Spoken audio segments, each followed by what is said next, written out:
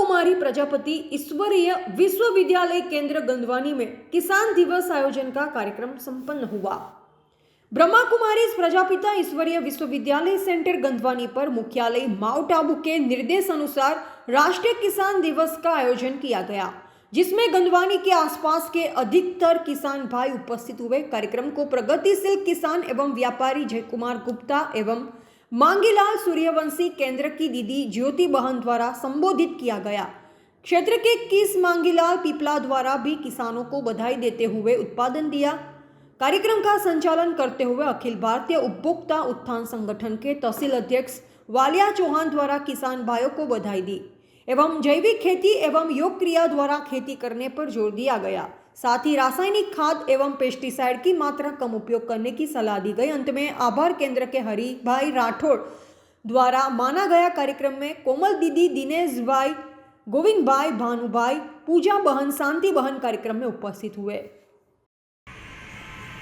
राजनीति के क्षेत्र में, किसान नेता के क्षेत्र में कई तरह की उन्नति करते हुए वो हमारे देश के 5वें प्रधानमंत्री बने और उनके जन्मदिन की उपलक्ष्य में 2001 से हमारे देश में राष्ट्रीय किसान दिवस के रूप में इस दिन को मनाया जाता है। 23 दिसंबर को, आज 23 तारीख को किसान दिवस बड़ी धूमधाम से मनाया जाता है। किसानों की उन्नति के लिए, किसानों की प्रगति कैसी हो, कृषि क्षेत्र में कैसे कैसे नए आयाम जोड़े जाएं, कृषि वैज्ञानिकों को बुला करके एक बड़ा आयोजन किया जाता है और कृषकों को कृषि के हर क्षेत्र में किस तरह से कार्य करना चाहिए उसके बारे में बड़े बड़े कार्यक्रम, बड़े बड़े आयोजन किए जाते हैं। राष्ट्रीय लेवल पर, प्रशासनिक लेवल पर वो पूरे दिन कृषि के संबंध में कृषि के लिए समर्पित किया जाता है। इसी कार्यक्रम में आज यहाँ पर भी माउंट आबू के निर्देश अनुसार हमारे जितने भी सेंटर है और शांति के, उसमें राष्ट्रीय किसान दिवस को बड़े धूमधाम से मनाया जाता है। किसानों का सम्मान किया जाता है। हमारे यहाँ भी हमने किसानों को यहाँ पर बुलाया है, उनका अभी दीदी के द्वारा सम्मान किया जाएगा और किसानों के बारे में विचार विमर्श किया जाएगा। दोस्तों, वैसे तो हमारा देश कृषि प्रधान देश है। पूरी अर्थव्यवस्था में कृषि का कुछ दिन पूर्व यानी कि आज से 20 साल पहले 50% योगदान हुआ करता था, किंतु आजकल मैन्युफैक्चरिंग क्षेत्र से और साथ ही सेवा क्षेत्र के ज़्यादा उन्नति होने से कृषि का जो जीडीपी क्षेत्र है वो नीचे गिरता जा रहा है। यह चिंता का विषय है। हमारे कृषकों का जो अथक प्रयास करते हैं, रात दिन खून पसीना एक करके खेती में मेहनत करते हैं, अच्छा उत्पादन करते हैं, मगर उनकी कृषि का मूल्य उन्हें सही तरीके से नहीं मिल पाता है। आपने देखा होगा कि एक माचिस की डिब्बी तैयार होती है, उसका भी वो कंपनी मूल्य निर्धारित कर लेती है। जितना भी प्रोडक्ट होता है सेवा क्षेत्र में, उस प्रोडक्ट का वो खुद जो प्रोडक्ट करता है वो मूल्य निर्धारण करके मार्केट में उतारता है। किंतु बड़ी विचित्र स्थिति है हमारे क्षेत्र की, हमारे देश की। हमारे देश का किसान जो कि जितने भी भले हो, मध्यम वर्ग का आदमी हो, उच्च वर्ग का आदमी हो, गरीब हो, अमीर हो, नौकरी पेशा हो, सबको पेट भरने के लिए अन्न चाहिए और हमारा अन्नदाता, हमारा किसान हमें अन्न देता है। वो अन्न का उत्पादन करता है मगर वो उसका कीमत का निर्धारण नहीं कर सकता। ये बहुत बड़ी विडंबना है। इस पर सारे सरकारें, सारे वैज्ञानिक लोग विचार करते हैं, मगर फिर भी राजनीतिक परिस्थिति ऐसी है कि उस किसान का मूल्य का निर्धारण आज तक नहीं हो पाया। समर्थन मूल्य जरूर किसान का गवर्नमेंट निर्धारित करती है, मगर किसान अपनी उपज का मूल्य निर्धारण नहीं कर पाता। जैसा कि एक फैक्ट्री का उत्पादन करने वाला किसी भी चीज का उत्पादन करता है तो वो जरूर अपनी चीज का मूल्य निर्धारण करके मार्केट में उतारता है।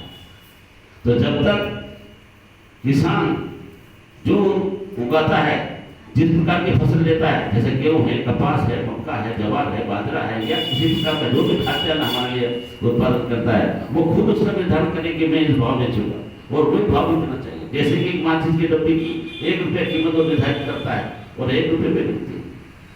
इस तरह से हमारे किसान को भी यह अधिकार होना चाहिए, यह अधिकार नहीं है। इसलिए कृषि का ग्रोथ मिलता जा रहा है। आज से 30 साल पहले 1950 में, या समझो कि 1955-56 में या 60 में, 70 में 50% जीडीपी पे असर पड़ता था कृषि क्षेत्र का। ये हमने अच्छी तरह कॉलेज में पढ़ा, उस टाइम पे मैं एहसास पड़ता था। आज की स्थिति में जब हम गणना करते हैं, पेपर में आंकड़े देखते हैं, तो मात्र 15%, 12%, 17% पर जीडीपी कृषि की टिकी हुई है, कृषि पर।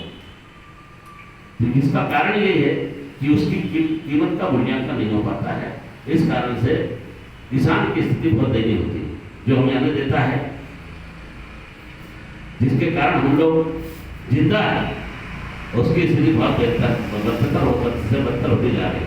इस पर विचार मंथन सरकार को करना चाहिए। दोस्तों, आज जितने भी हमें किसान आए हैं, जो हमको पेड़ भरने के लिए थाली भर भर करके देता है, उसके लिए सब एक बार फिर से ताली बजा दो।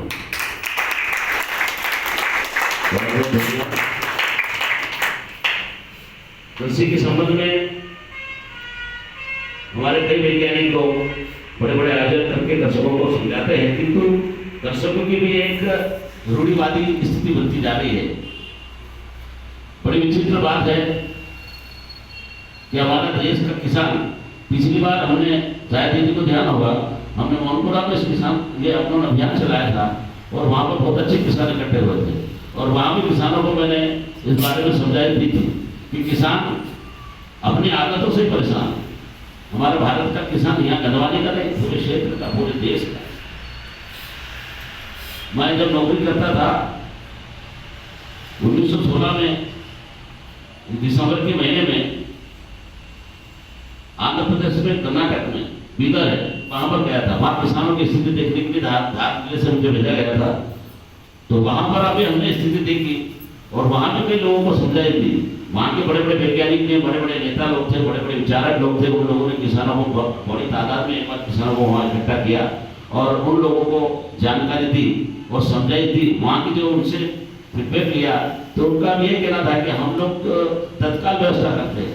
जैसे अभी गेहूँ बोया है, तो गेहूँ बोने के बाद गेहूँ इतना बड़ा हुआ, तब भागता हुआ किसान जाएगा, मोटरसाइकिल लेके, बैलगाड़ी लेके, साइकिल लेके भागता जाएगा, किसान के पास जाएगा और फिर गेहूं के पास से खाद खरीदा ले। तो उससे कितना उसको नुकसान होता है, जबकि पर्याप्त मात्रा में खाद कंपनी तैयार करती है, खाद हर तरह का रहता है। वो चाहे तो उसके पूर्व व्यवस्था करके रख ले। अभी यहाँ पर मेरे सामने ये व्यापारी बेच रहा, मैंने भी खुद ने खाद की लाइसेंस दिया है खाद बेचने का धंधा करने के लिए। मुझे अभी खाद नहीं मिल रहा है। मैं जैविक और रिपोर्टर राकेश कोठारी, बोधिक भारत, गंधवानी।